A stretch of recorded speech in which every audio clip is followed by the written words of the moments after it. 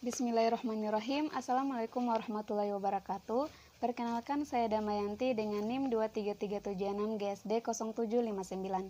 Pada kesempatan kali ini saya ingin menyampaikan hasil dari 3 jurnal yang telah saya baca dan rangkum, yaitu pada jurnal yang pertama berjudul Upaya Peningkatan Hasil Belajar dan Minat Belajar IPS melalui Media Visual pada Siswa SD, di mana latar belakang dari jurnal ini adalah pembelajaran IPS merupakan salah satu mata pelajaran yang mengkaji mengenai peristiwa, baik peristiwa lokal maupun internasional, fakta, konsep, dan generalisasi yang berhubungan dengan masyarakat.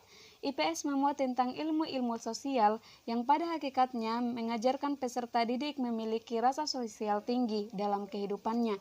Melalui pembelajaran IPS, diharapkan siswa dapat mengetahui keragaman bangsa, budaya, dan sejarah bangsanya serta keadaan alamnya. Pentingnya pembelajaran IPS ini berbanding terbalik dengan hasil belajar dan minat peserta didik untuk mempelajari materi-materi dalam IPS. Pembelajaran IPS yang dianggap membosankan akan mengakibatkan penurunan hasil belajar siswa. Konsep-konsep abstrak dan teori-teori dalam mata pelajaran IPS ini kerap kali dibenci oleh peserta didik. Peserta didik menganggap IPS sebagai sesuatu hal yang membosankan, penuh hafalan bak kertas koran tanpa hal yang menarik, dan dianggap tidak begitu penting dalam kehidupan sehari-hari. Hal ini juga menjadi momok bagi siswa kelas 6 semester 2 SDN Ciginatung 01 yang menganggap materi IPS sebagai suatu pelajaran yang membosankan. Dampak dari hal ini tentu saja capaian hasil belajar siswa berada di bawah KKM. Salah satu hal yang diperlukan dalam meningkatkan hasil belajar siswa dan menarik siswa untuk belajar adalah penggunaan media pembelajaran.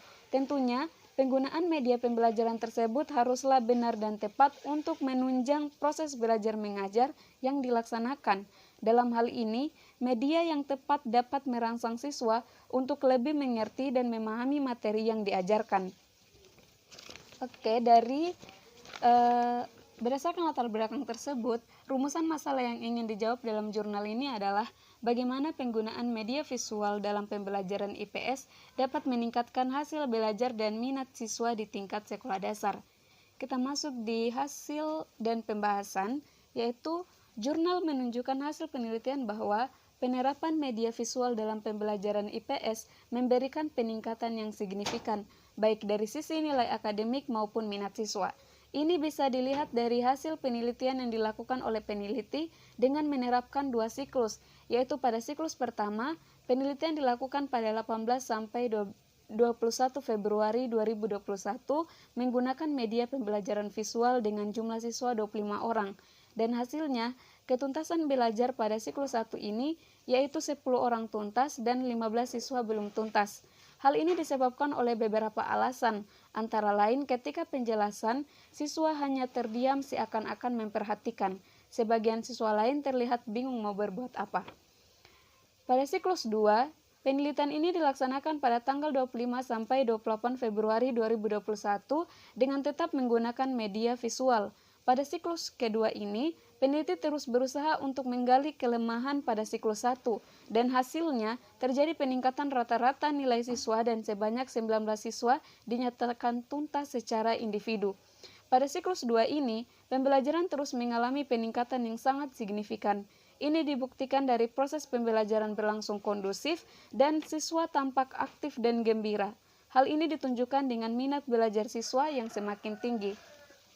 Berdasarkan hasil dan pembahasan tersebut, kesimpulannya yaitu media pembelajaran visual berhasil meningkatkan minat dan hasil belajar siswa, khususnya di SDN Ciginatung 01 pada siswa kelas 4. Dengan nilai ketuntasan pada siklus 1 sebesar 40% dan pada siklus 2 meningkat menjadi 76%.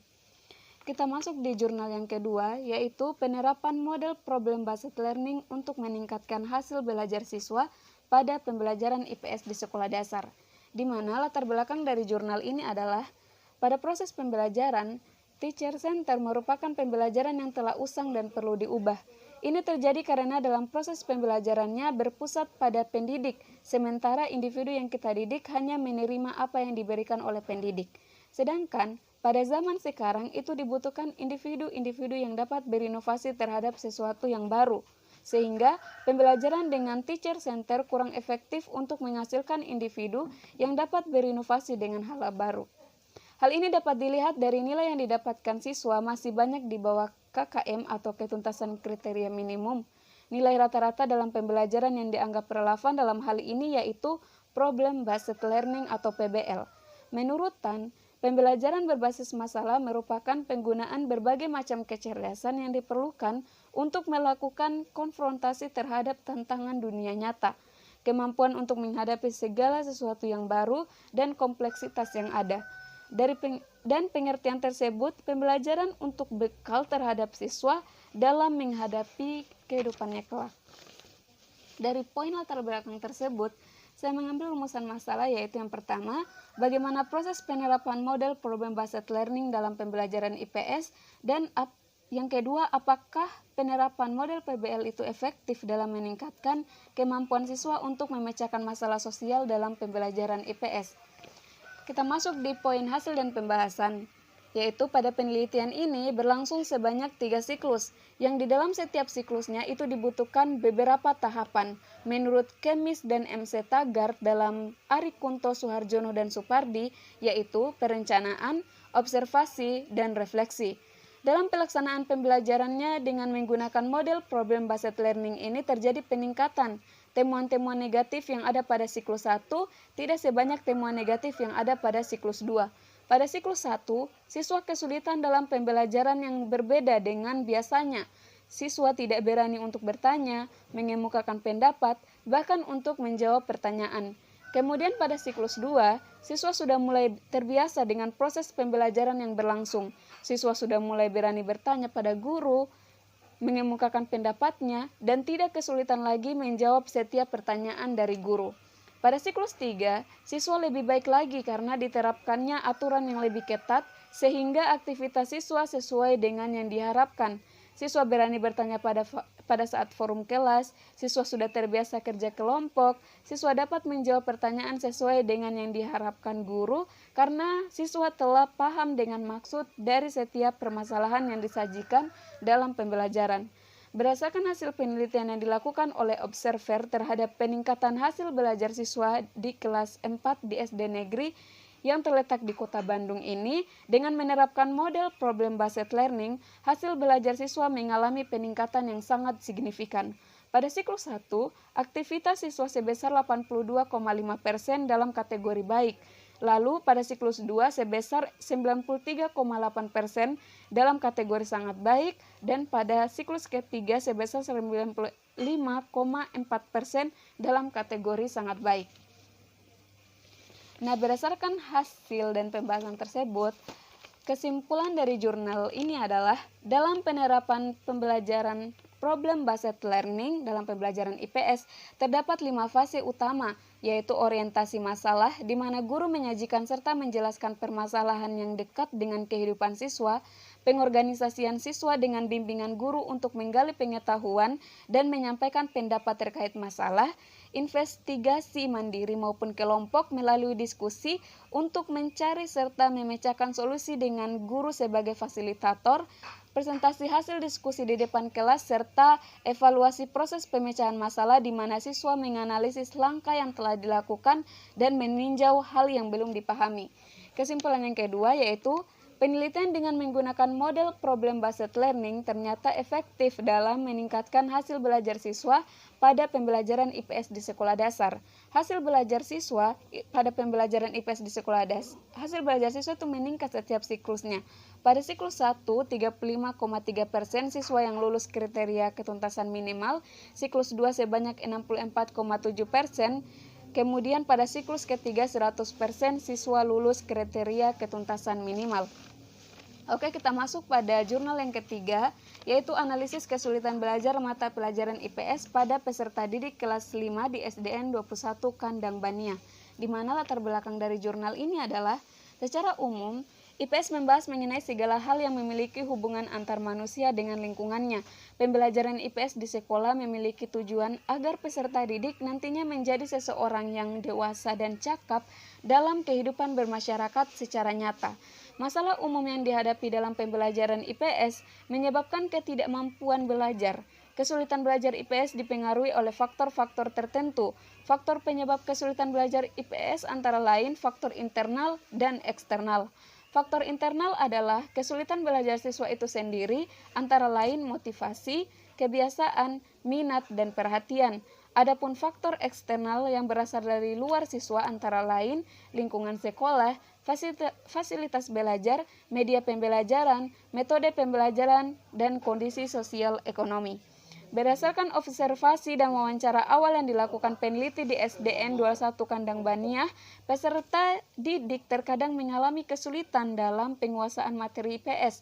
Menurut pemaparan guru, guru tidak menggunakan media pembelajaran pada saat pembelajaran IPS dikarenakan keterbatasan guru dalam menguasai teknologi dan waktu pembelajaran yang terbatas. Berdasarkan latar belakang tersebut, maka rumusan masalahnya yaitu yang pertama, apa saja faktor-faktor penyebab kesulitan dalam belajar IPS, dan yang kedua, bagaimana upaya mengatasi kesulitan dalam belajar IPS.